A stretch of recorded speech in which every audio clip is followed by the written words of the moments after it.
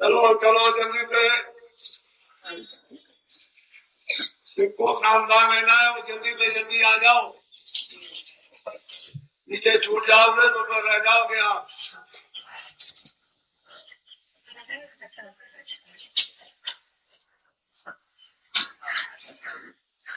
बात है कि वो चीज रात भर लगे, वो चीज आपकी आधे घंटे में हो जाए, लेकिन पद्धति के अनुसार सब कार्य। और हमारे यहाँ तो ये कहा गया कि महात्माओं के यहाँ बधाई मतलब शुभ माना जाता है। उसके और पूजा के लिए हमेशा शुभ मुहूर्त है और कोई दिन बाकी नहीं, हमेशा शुभ मुहूर्त लगा हुआ है पूजा के लिए, भगवान के भजन के लिए 1 मिनट भी खाली नहीं। तो जहाँ पर शुद्धि है और शुभ मुहूर्त है वहाँ उसके लिए क्या सोचना, कुछ नहीं। बखेड़े खड़े मत करो अपने आप, मत गए हो अपने आप सुलझ जाओगे। दोनों काम आप कर सकते हो, उलझ भी सकते हो, सुलझ भी सकते हो। चलो चलो जल्दी से बच्चों, देर मत करो, जल्दी से आ जाओ।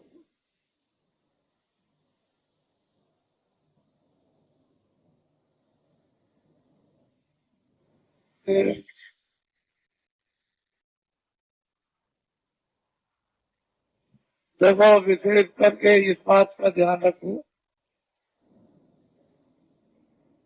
कि जो आप अपनी अपनी तकलीफें,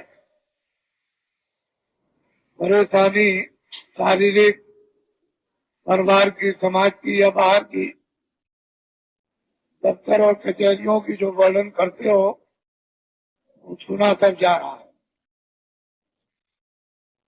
और उसका धीरे धीरे निराकरण हो जाएगा। बीमारी तकलीफों में धीरे धीरे आराम, क्योंकि आपने घर में इसको बुलाकर और बसा लिया है। अपनी गलतियों से बीमारियों के आने वाले दरवाजे आपने खोल दिए और जब बीमारियां प्रवेश हो गई तो आपके खून में ये पहुंच गई। देवियों के लिए ये आदेश है कि देवियां जब मासिक का महीना समय आए तो कोई भी देवी स्नान 5 दिन नहीं करेगी। हाथ धो सकती हो, पैर धो सकती हो और कपड़े सुंदर बार बदलो, लेकिन 5 दिनों तक स्नान मत करना, चाहे गर्मी हो, चाहे जाड़ा हो, चाहे बरसात हो।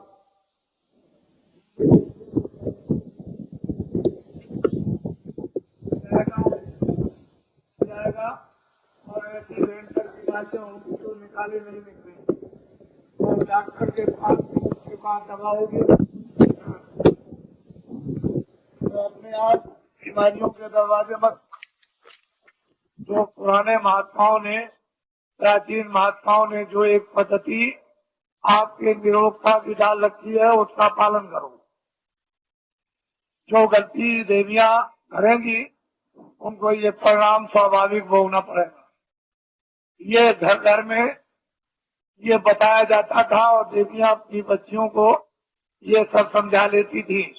पहले महात्माओं ने बताया, फिर घर घर में जब इसका प्रचार हुआ तो फिर जब समय आता है तो सब शिक्षा घर में मिल जाती है, वो सब छोड़ दी। क्योंकि पढ़ाई लिखाई इतनी ज्यादा उदंड हो गई कि वो किसी चीज पर ध्यान नहीं दिया जाता और सब के सब पढ़े लिखे अनपढ़ शिकार हो गए बीमारी के। हर पुरुष और स्त्री में बीमारी प्रवेश हो गई। अब ये समझ में किसी की आता है कि बीमारी कहाँ से गई, तो कुछ ऐसी आपने यानी बद परहेजियां की हैं जिससे ये परिणाम आपको उठाना पड़ा। ये है छोटी चीजें समझाने के लिए, लेकिन बहुत बड़ी। ये जीवन का रोना है। महात्माओं की बात छोटी सी बड़ी होती है और जीवन का आपका साथी, लेकिन जब आप उसका उल्लंघन करोगे तो जीवन की घातक हो जाएगी। ये सोचने समझने की बात है। और जहाँ से बच्चे का जन्म होता है वहीं से खराबी पैदा हो जाए तो आगे क्या होगा। इसलिए अस्पताल, जब ये शिक्षाएं हम लोग अनुकूल पालन करते थे तो न इतने अस्पताल थे, न इतनी दवाएं थी, न इतने डॉक्टर थे, सब लोग स्वस्थ रहते। तो जल्दी से बच्चों चलो, देर मत करो, देर करने की जरूरत नहीं है। और पुरुष के लिए कुछ परहेज बताए गए थे लेकिन वो उन्होंने खत्म कर दिए। देवियों ने और पुरुषों ने अपने अपने जो परहेज है उनको खत्म कर दिया, बीमारियां आ गई।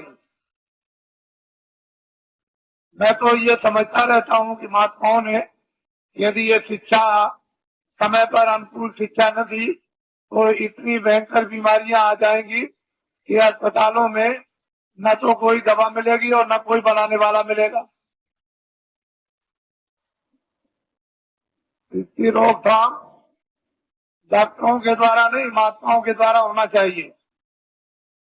क्योंकि अगर रोकथाम इसकी हो जाएगी और जानकारी दे दी जाएगी तो लोग समझ जाएंगे, आने वाली पीढ़ी समझ जाएगी। चलो चलो बच्चों, चलो जल्दी से।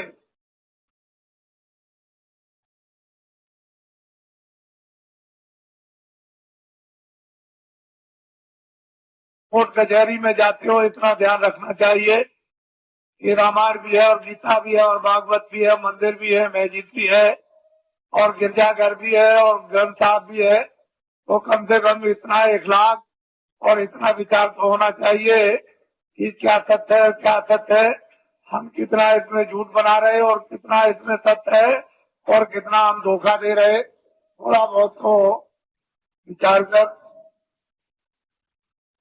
कम करना चाहिए। क्योंकि भाई आपका ही है, चाचा आपका ही है, भतीजा जो आपके घर में वो आपका ही है, चाहे वो आज अलग हो गया और पड़ोसी आपके ही है। लेकिन जब आप अपनी इतनी कचता अज्ञानता बरतोगे तो फिर रामायण क्या करेगी, गीता क्या करेगी।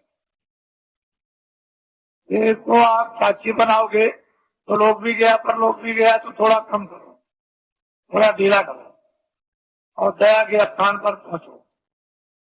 जहाँ को दया मिलेगी उसमें आपको बल मिलेगा, शक्ति मिलेगी, ज्ञान मिलेगा, उसमें हिम्मत आएगी और साथ आएगा। अपने पर और भगवान पर विश्वास करोगे। लेकिन जब सब तरह से दुर्बल कमजोर हो जाओगे तो क्या करोगे। थोड़ा सा तो कुछ होना चाहिए। मनुष्य में मनुष्यता के तो अंकुश होना चाहिए। अगर ये बुद्धि के अंकुश मनुष्यता के नहीं रहेंगे, विचार के, बहुत मुश्किल होगा। तो आगे जो देखने को आ रहा तीर्थ तो अलग है, हम अलग हो गया, समान का कुछ भी, इबादत अलग, लेकिन कचहरियों में तीर्थ बन गया। सुबह से आकर के शाम तक तीर्थों की तरह से जमघट रहता है, पता नहीं किस चीज में स्नान कर रहे हो। यह हालत है। उसका परिणाम यह है कि कर्मचारी अधिकारियों को भी मुसीबत, एक मिनट की फुर्सत नहीं, तो वो भी परेशान, तुम भी परेशान, सारा का सारा माहौल परेशान।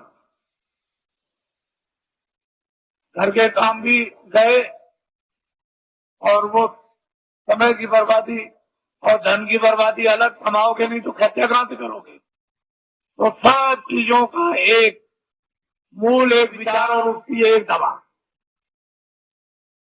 जब बन जाएगी और उस दवा का सेवन करोगे तो एक ही दवे से सब आपके शिकार हो जाएंगे। लेकिन वो चीज सब महात्माओं से मिलेगी और जगह नहीं। चलो चलो बच्चों जल्दी से, जो नामदान के लिए आए वो जल्दी आ जाओ।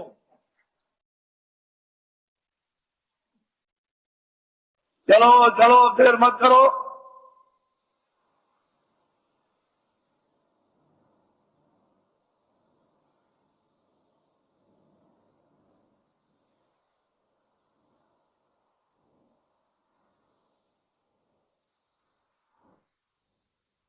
बोलो। बोलो जय गुरुदेव, जय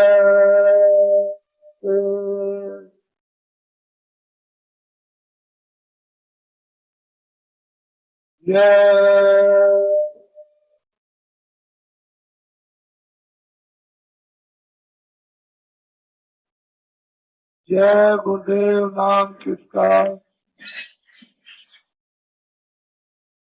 जय गुरुदेव नाम किसका, जय गुरुदेव नाम किसका, जय गुरुदेव नाम किसका, जय गुरुदेव नाम किसका।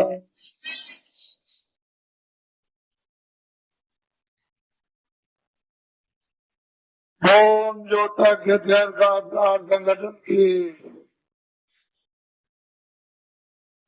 ओम ज्योतिर्गय का संगठन की,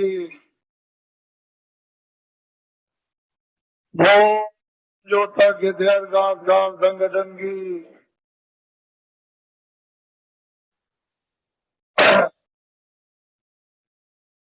ये दिन और समय जो आपको मिले वो आपके लिए एक सौभाग्य और अति पावन घड़ी है। जीवन में इस तरह का समय मिला नहीं सकता। जो समय मिल गया उसका हम सब लोग लाभ ही प्राप्त करें। एक ऐसा छोटा मोटा एक सेवा का स्थान आप सबको प्राप्त हुआ जहाँ सब तरह की सेवाएं होती है। सामाजिक कोई व्यवस्था तोड़ना फोड़ना नहीं, न पुरानी बिगाड़ना, नई बनाना। जो जो व्यवस्थाएं प्राचीन काल से ऋषि मुनि महात्माओं ने आपको निर्धारित करके उस पर स्थापित कर दिया, उसी के अनुकूल जो थोड़ी बहुत गंदगी और उसमें व्यवहारिक अज्ञानता आ गई, उसी का शुद्धिकरण करा लीजिए। बस अपनी अपनी जगह पर आ जाओ। कुछ नया बनेगा नहीं, कुछ पुराना बिगड़ेगा, और इसमें किसी को कोई परेशानी उठानी नहीं पड़ेगी। नए बनाने में परेशानी, पुराने बिगाड़ने में परेशानी। तो ये मुसीबत कौन मूल्य, ना आपके पास समय, ना आपके पास शक्ति, न मेरे पास समय, तो मैं ऐसा काम क्यों कर। वो काम कर दिया जाए जिसमें छुट्टी हो जाए और सब लोग उसी डरवे डांटे पर आ जाए। और जो व्यवहारिक जैसे जन्म होता है, परवरिश होती है और अंत में उसकी प्रलय हो जाती है, उसी तरह का। अब जन्म तो आपका हो गया और परवरिश हो गई, तो अब आपको क्या करना है ये जानकारी आपको होना चाहिए। क्या क्या दायित्व आपको अपने गृहस्थ आश्रम में प्रवेश होने के बाद पूरे करने हैं, ये जानकारी हो जाए। और इसी आश्रम में जब आप प्रवेश हो जाओगे तो उसी समय काल के अंतर्गत आपको क्या क्या करना अपने आत्मा के लिए, जिससे शरीर का और अपनी जीवात्मा का दोनों काम हो जाए। ये भी, इसका भी पूरा पालन पोषण और निरोगता और इसी में रहकर के जीवात्मा का जागरण और ज्ञान, साथ ही साथ मौत मरने के पहले मुक्ति और मोक्ष। यदि आपने ये काम गृहस्थ आश्रम में इसी समय के अंतर्गत आपने इसके लिए भी थोड़ा समय बचा लिया, खत्म होने की क्रिया तो सबने की है और सब लोग लालच में फंस करके और देर को उसको स्वाहा करना चाहते थे। लेकिन प्रभु को इसलिए बचाना अनिवार्य है। युग युग समय समय पर पड़ता है कि कर्म क्षेत्र भूमि है यहाँ अधिकार कर्म करने का मिला। फिर इन्हीं कर्मों से